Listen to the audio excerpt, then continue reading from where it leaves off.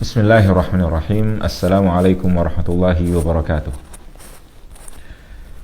Alhamdulillahi hamdan yuwafi ni'amahu yukafi'u mazidah. Allahumma salli salatan kamilah wa sallim salaman tamman ala sayyidina Muhammadin alladhi tanhallu bihi al-uqad wa tanfariju bihi al-kurab wa tuqda ad-duyun wa tunalu bihi ar-raghaib wa husnul khawatim wa yustasqa al-ghamamu biwajhihi al-karim wa ala alihi wa sahbihi kulla lamhatin wa nafasin adada kulli ma'lumin lak. اللهم افتح علينا فتوح العارفين بحكمتك وانشر علينا رحمتك وذكرنا ما نسينا يا ذا الجلال والإكرام. اللهم اجعلنا بشرعك عالمين وبما علمنا عاملين وفي عملنا مخلصين. اللهم بارك لنا في رجب وشعبان وبارك لنا في رمضان. اللهم تقبل منا صلاتنا وصيامنا وقعودنا وتضرعنا وتخشعنا.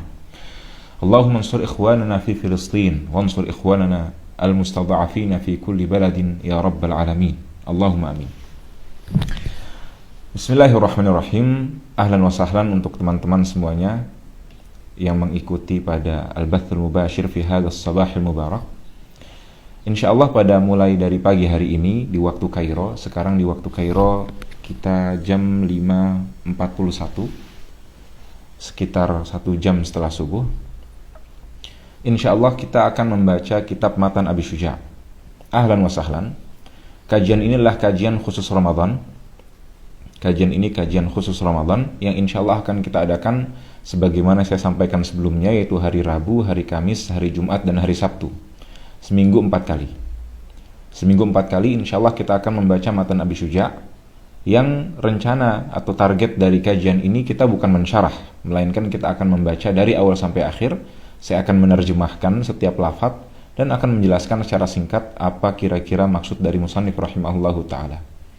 Saya tidak akan mensyarah panjang lebar sebagaimana umumnya di dars, tidak seperti itu, melainkan kajian ini mencontoh dan juga belajar dari pasaran yang biasa ada di pesantren ketika di bulan Ramadan.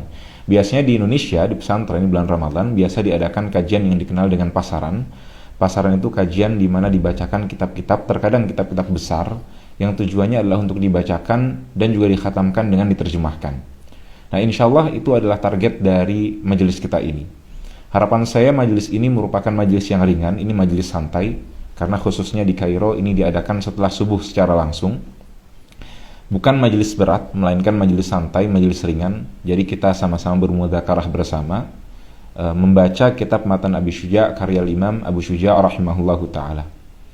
InsyaAllah itu kira-kira berkaitan dengan majelis kita. Jadi jadwalnya seminggu 4 kali. Kemudian kitab yang dibaca Matan Abi Syuja', dan dibaca dengan singkat, tidak dijelaskan dengan panjang. Harapannya dengan adanya majelis ini semuanya teman-teman bisa merasakan mempelajari fikih dari awal sampai akhirnya. Dan metode yang akan kita laksanakan dalam membaca ini saya sampaikan beberapa poin dalam postingan yang saya kirim sebelumnya. Yang pertama, kita akan membaca secara singkat dan memaknai lafaz dari Abi Syuja'. Kemudian yang kedua, kita akan menjelaskan ta'rif dan juga rukun dari setiap bab. Dalam Abi Syuja' tidak disebutkan ta'rif dari masalah-masalah dan juga bab-bab yang disebutkan. Insyaallah kita akan sebutkan dalam live streaming di sini, dalam kajian ini.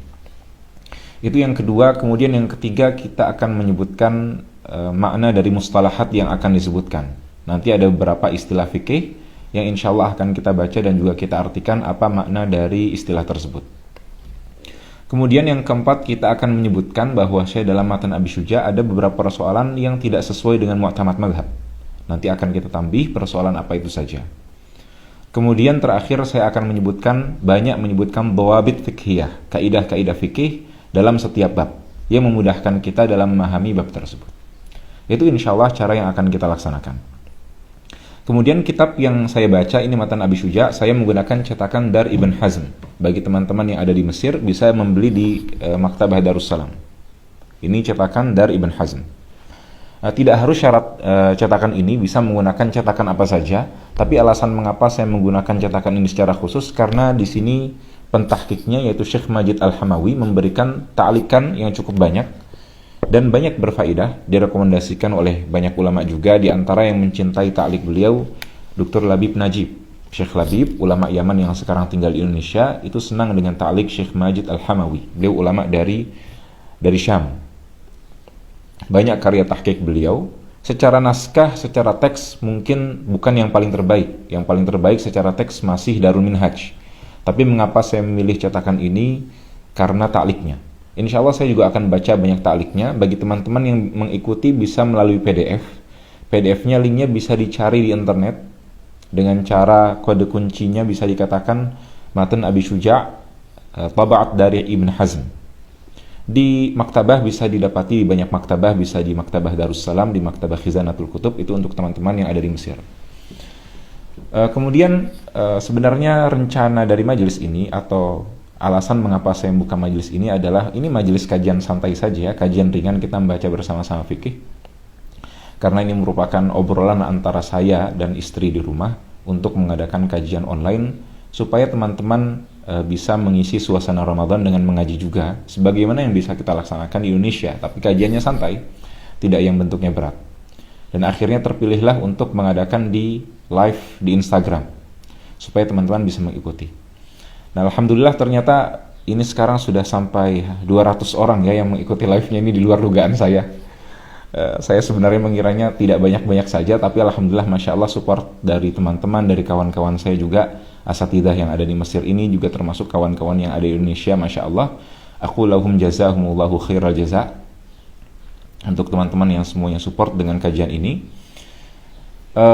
Jadi insya Allah saya akan usahakan supaya majelis ini karena hadirinya heterogen, ada dari beragam latar belakang, insya Allah saya akan buat supaya majelisnya mudah untuk difahami. Sehingga tidak rumit-rumit dan beragam. Insya Allah saya akan usahakan supaya majelis yang akan kita adakan ini bisa difahami dengan jelas. Baik, nabda insya Allah kita mulai bersama-sama. Mohon maaf nanti saya mungkin akan menggunakan cukup banyak kosakata bahasa Arab yang saya ucapkan. Tapi insya Allah selagi majelisnya itu masih bisa difahami, insya Allah mufidun lakum. Baik, nabda. Bismillahirrahmanirrahim. Matnul Ghayati wa Taqrib karya Imam Abu Syuja' rahimahullah. Matan ini merupakan matan dalam ilmu fikih. Fikih sendiri merupakan kumpulan dari hukum Islam yang biasa didefinisikan oleh Al-Imam Razi rahimahullah sebagai al-ilmu bil ahkam syar'iyyatil amaliyatil muktasabu min adillatiha tafsiriyah. Atau definisinya Al-Amidi yang lebih dekat kepada definisinya fuqaha, al-ilmu bi jumlatin minal ahkam. Kita mengetahui sejumlah hukum syara' itu yang dinamakan sebagai fikih. Dan adat para ulama, adat para fuqaha dalam menuliskan fikih, mereka menjadikan fikih ke dalam 4 bab besar.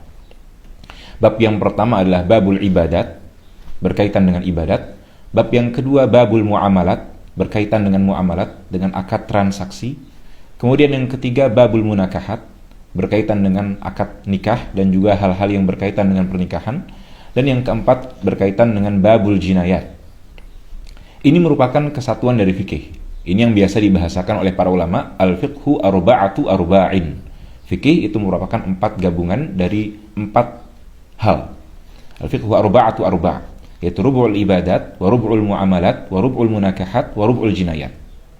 Nah sayangnya banyak mungkin dari kita yang mempelajari fikih tapi terbatas kepada fikih ibadat saja. Nah insyaallah dalam waktu 1 bulan ini kita akan berusaha untuk membacakan fikih dari mulai awal, dari awal pembahasan ibadat sampai akhir jinayat dan setelahnya. Insyaallah nanti kita akan akhir dengan pembahasan Kitabul Id. Setelah pembahasan al-jinayat, para ulama tidak langsung mengkhatamkan dengan itu, melainkan ada beberapa pembahasan bab yang lawahik yang akan datang nantinya.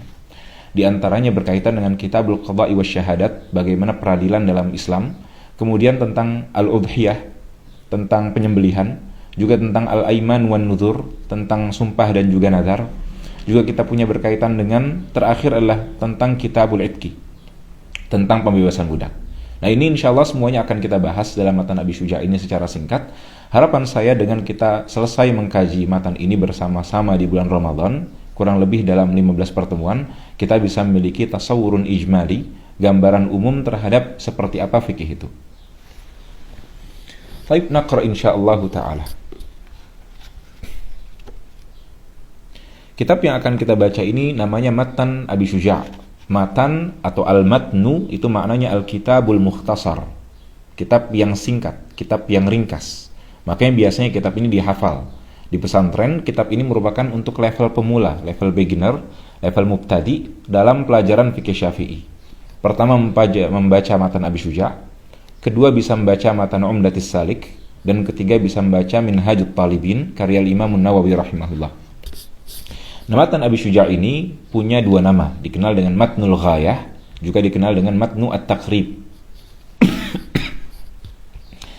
Biasa dikenal dengan Matan Ghayah wa Taqrib secara langsung, dan juga biasa disebut sebagai Matan Abi Syuja' menisbatkan kepada penulisnya Imam Abu Syuja' rahimahullah. Al-Imam Abu Syuja' rahimahullah nama beliau Ahmad ibn Husain Al-Asfahani. Ahmad ibn Husain. Beliau lahir pada tahun 434 Hijriah. Ulama dari Basrah, suatu kota yang ada di Irak. Beliau lahir tahun 434 Hijriah, artinya abad ke-5 Masehi. Beliau lama mengajar fikih Syafi'i, beliau seorang qadhi di Basrah. Dan biografi beliau itu pertama kali dituliskan oleh seorang ulama hadis yang bernama Abu Tahir As-Silafi.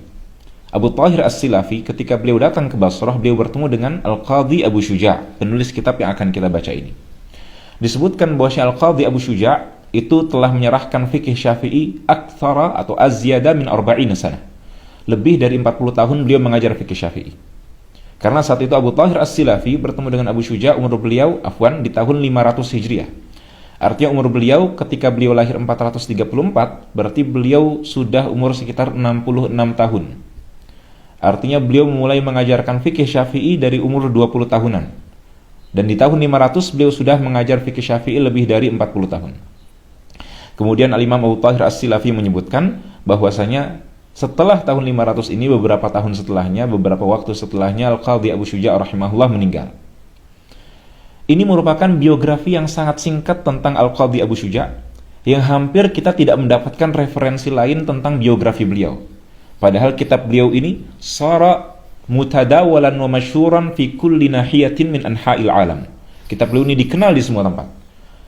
Tidak ada seorang talib fikih Syafi'i kecuali pastinya dia telah mempelajari matan Abi Syuja'.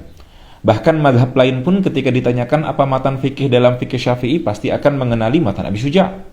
Tapi ternyata syakhsiyah penulis itu sendiri, yaitu Al-Qadhi Abu Syuja' rahimahullah, hampir tidak disebutkan biografinya sama sekali dalam sejarah, kecuali oleh seorang ulama, yaitu Abu Tahir As-Silafi. Dan setelahnya kita ada At-Tajuddin As-Subki rahimahullah yang menuliskan singkat sekali tentang biografi Abu Syuja' juga dalam buku beliau Tabaqatus Syafi'iyah. Kemudian sisanya tidak lebih dari menukil dari Abu Tahir As-Silafi rahimahullahu ta'ala. Ini merupakan biografi singkat tentang beliau yang menunjukkan bagaimana dengan keikhlasan beliau menuliskan kitab ini tidak mengharapkan untuk dikenal oleh orang-orang. Akan tapi kataballahu lahul qabula bainan nas. Wa in kana masturan fid dunya, kana masyhuran fil akhirah.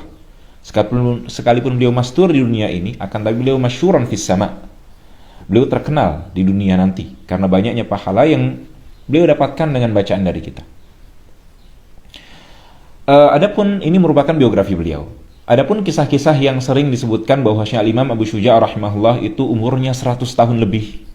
Kemudian disebutkan juga bahwa Imam Abu Syuja' rahimahullah dahulu beliau seorang wazir, beliau seorang menteri, yang kemudian di akhir hayat beliau datang ke Masjid Nabawi untuk menjadi tukang bersih-bersih di Masjid Nabawi. Dan beliau banyak bersedekah dan lainnya. Kisah ini bukan kisah yang tepat untuk diceritakan dalam biografi Al-Imam Abu Syuja' rahimahullah. Melainkan kisah-kisah ini hanyalah kisah yang tercampur dari biografi ulama lainnya, kemudian termasukkan ke dalam kisah hidup dari Al-Imam Abu Syuja' rahimahullah.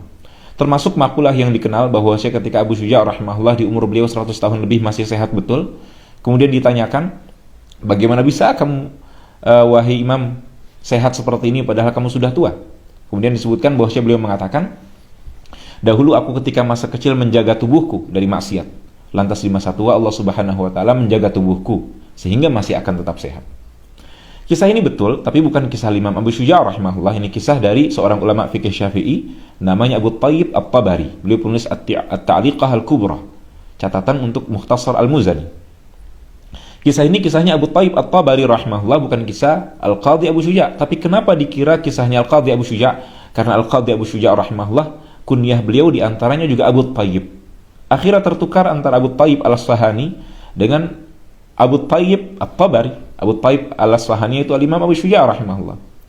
Kemudian juga ada banyak yang tertukar di antara penyebutan beliau umurnya lebih dari 140 tahun. Ini juga tertukar antara biografi seorang sosok lain dengan Al-Imam Abu Syuja' rahimahullah. Hal ini bisa kalian dapatkan, teman-teman semua bisa dapatkan dalam sebuah bahas yang ditulis oleh Dr. Abdul Hakim Al-Anis, seorang ulama asal dari Syam, yang menuliskan tentang perbincangan siapakah Al-Qadhi Abu Syuja' itu rahimahullah. Penulis Man huwa sahibul ghayati wat taqrib. Kawan saya seorang asatidzah di Mesir, Ustadz Fahrizal Fadil, juga menuliskan ringkasan dari bahas ini yang beliau pernah share di Facebook. Kurang lebih ringkasan dari kehidupan beliau itu seperti itu, sebagaimana yang saya sampaikan. Baik, saya sudah memberikan pengantar tentang fikih Syafi'i, bahwa Syafi'i terdiri dari 4 hal.